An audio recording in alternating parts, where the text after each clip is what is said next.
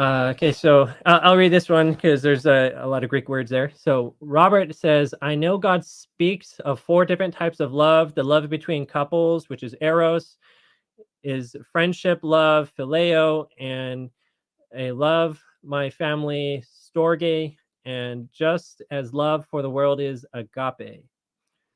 Uh, He's asking, is the love between each of these things? So, oh, oh, is the love between? is the love between Oh, couples okay. eros? Is friendship love phileo? Is that how you said it? So Yeah, I've seen a lot of people trying to really maybe oversimplify things and go with along the lines of what you're saying, and it is an oversimplification. So to really understand these or begin to understand these, this is a helpful way of seeing it. But really, each of these different types of love that the Greeks have much deeper connotations.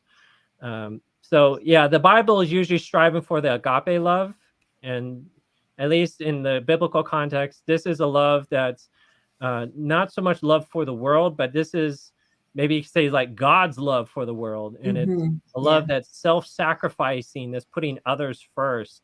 Um, Mm-hmm.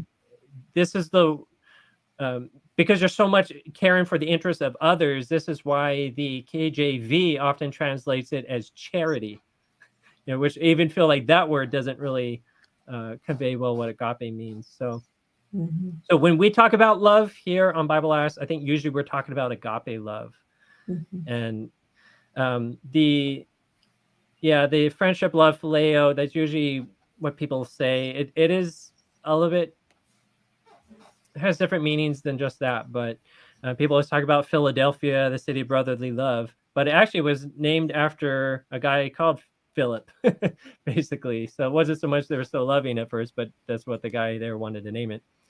And when you have the story of Jesus talking to Peter after Peter had betrayed him, and Jesus says, Peter, do you love me? Peter, do you love me? Jesus says, like, Peter, do you agape me? Peter, do you agape me? And then finally, Jesus says, okay, Peter, do you phileo me? Hmm. Do you at least like me? kind of. And that's when really Peter's heart broke. He's like, oh, I see where Jesus is going with this. And so the Bible really does get a bit more interesting when we dig deeper, understanding these different types. But when it comes to love for a couple, I don't think I could be wrong, Tina, but does Paul use eros even? We talk about love between a husband I and wife. I don't think I so. don't know. I don't know off the top of my I almost head. feel like it's more of an infatuation, almost even it's someone that you might not be married to, and you're just really driven by lust and passion. I mean, really, it's a passion, and in the context of marriage, that's fine, it's great. But eros can even apply as you have there a couple even outside of marriage, and it's not necessarily totally consistent with Hmm. So Bible. yeah. So just really quick, going back to that story between Jesus and Peter in John chapter 21, where Jesus is saying, Peter, do you love me? And he says, do you agape me? Which is like the love of God. And Peter responds and says, oh, I phileo you.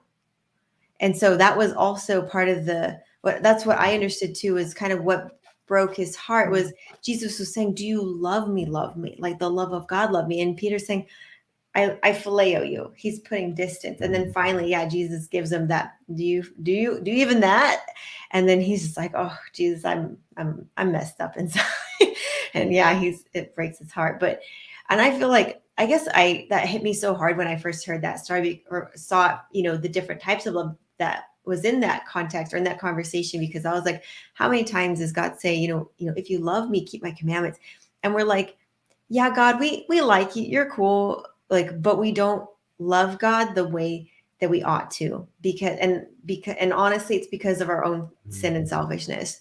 And it's not until we, surrender our hearts fully that we can love God the way that we're supposed to. When we let go of self, we let go of sin.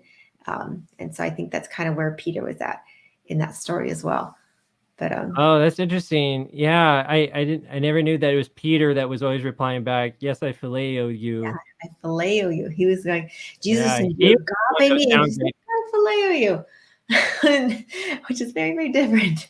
Yeah. It's Peter, like do you imagine if my agape me? husband is going, I love you, and I'm going, yeah, I like you too. You're pretty cool. And it's like, he's like, I'm giving my heart to you. I want you to marry me. And I'm like, nah, that's nice. It's just, and I mean, that's really and truly, that's God's love for the world. It's like God is always putting his heart out there saying, I love you. I want you. I want to save you. I want a deep, committed relationship with you. And we're just kind of like, nah, I don't know. I'm really interested in football or in these other things that we're distracted by. And we're not really giving God the love and attention he Mhm. deserves. So